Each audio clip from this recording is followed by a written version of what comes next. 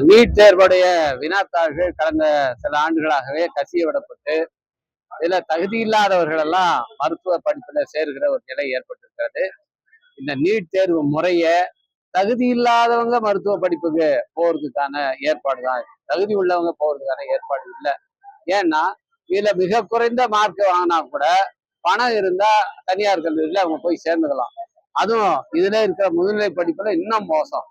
அப்படி இந்த சிஸ்டத்தைய பணம் உள்ளவங்களுக்காக ஏற்பாடு செஞ்சு இன்னைக்கு ஏழை எளிய மக்கள், பிற்படுத்தப்பட்ட பட்டியல் சமூக மக்கள், சிறுபான்மை மக்கள் இந்த மருத்துவ படிப்பு தொழிற்கல்விக்கு வரவிடாம தடுப்பதற்கு பிஜேபி அரசாங்கம் செஞ்சிருக்க ஒரு சதி தான் நீட் தேர்வு.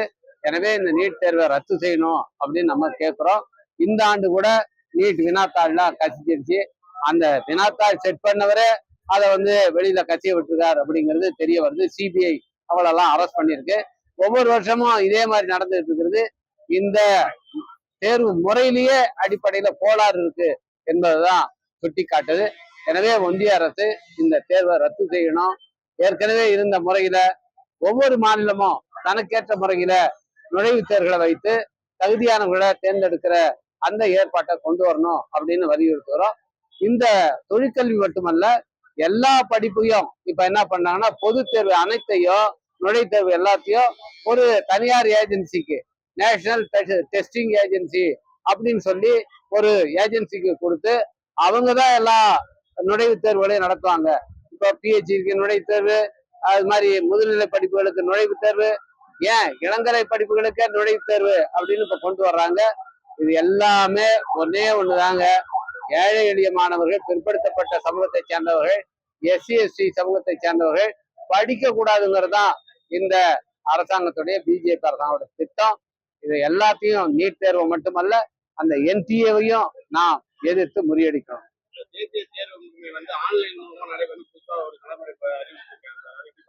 இல்ல, இது எல்லாமே ஃப்ராட் பண்றதுக்கு அவங்க ஏற்பாடு பண்றாங்க. இந்த ஃப்ராடை அவங்க மட்டும் பண்ற மாதிரி அதை வச்சுக்கிறாங்க. இதுதான் இது நடக்குது. யூபிஎஸ்சி தேர்வுகளே முறையா நடக்கிறது இல்ல, அதுலயே இந்த மாதிரி ஃப்ராடுகள்லாம் நடக்குதுங்கிறது அப்பப்போ அம்பலமாகிட்டு இருக்கு.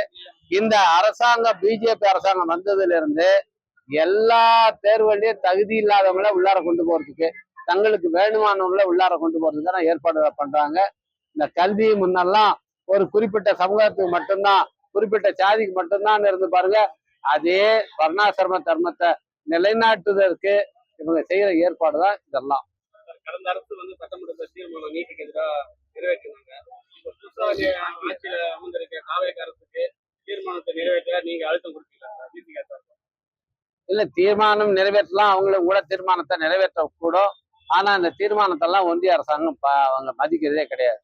எனவே சட்டப்பேரவையில தீர்மானம் நிறைவேற்றுறதோ அல்லது பிரதமருக்கு வேண்டுகோள் விடுக்கிறதோ இதெல்லாம் இன்னுமே எடுபடாது. அதனாலதான் ஆசிரியர் ஐயா மக்கள் போராட்டங்களா இதை நம்ம எதிர்ப்பை காட்டணும்னு சொல்லி இன்னைக்கு இந்த ஆர்ப்பாட்டங்களுக்கு அழைப்பு விடுத்தார். எல்லா கட்சிகளும் அதுல கலந்துகிட்டு இருக்கோம். எனவே மக்கள் போராட்டங்கள் வெடிச்சாதான் இதை தடுத்து நிறுத்த முடியுமா வழிய வெறும் அரசாங்கங்கள் அல்லது மனு போடுறது இதெல்லாம் இனிமே வேஸ்ட். 5 மாநில தேர்தல் முடிவுக்கு பிறகு பெட்ரோலிய விலைகள் உயர்த்தப்படாதுன்னு மத்திய அரசு அறிவிச்சிருந்தாங்க. ஆனா இப்ப பெட்ரோல் விலைகள் உயர்த்தப்பட்டு இது இன்னும் மிக மோசமான பொருளாதார நெருக்கடி வரப்போகுது. அதுக்கான ஏற்பாடை தான் பிரதமர் மோடி செஞ்சிட்டு இருக்காரு. ஒவ்வொரு நாள் ஒரு அறிவிப்பு. முதல்ல பாத்தீங்கன்னா தங்கம் வாங்காதீங்கன்னாரு, தங்கத்து வேலை இருந்த வரியை 15% உயர்த்தினாங்க. அடுத்தது என்ன பண்ணாங்க, சர்க்கரை ஏற்றுமதியை தடை செஞ்சாங்க.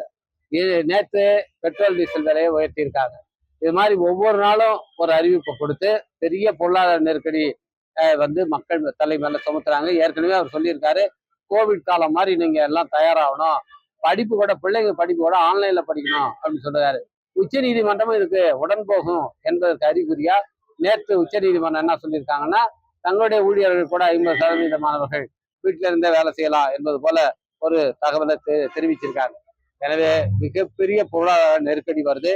எங்களுடைய சந்தேகம் என்னன்னா, அரசமைப்பு சட்டத்தினுடைய உறுப்பு 360 கீழ் பொருளாதார நெருக்கடி நிலையை இந்த அரசு பிறப்பிக்குமோ என்கிற சந்தேகம் எங்களுக்கு இருக்கிறது. எனவே மக்கள் இத்தகைய முயற்சிகளை ஒன்றிணைந்து முறியடிக்க வேண்டும். சட்டமன்ற தேர்தல் முடிவு வெளியாகி 10 நாட்கள் மேலாகி இன்னும் அமைச்சரவை விரிவாக்கம் பண்ணதுனால ரீதியான செயல்பாடு வந்து முடக்கப்பட்டிருக்க ஒரு குற்றச்சாட்டு இருக்கு. எப்படி பாக்குறீங்க? இல்ல, புதிய அரசு பொறுப்பேற்று இருக்கிறது. இன்னைக்கு கூட கவர்னர் வந்திருக்காருன்னு சொல்றாங்க. ஒருவேளை அமைச்சர்கள் பதவியேற்கலாம், பொறுப்புகள் அவர்களுக்கு பகிர்ந்தளிக்கப்படலாம். பார்ப்போம், கொஞ்ச நாள் பொறுப்பா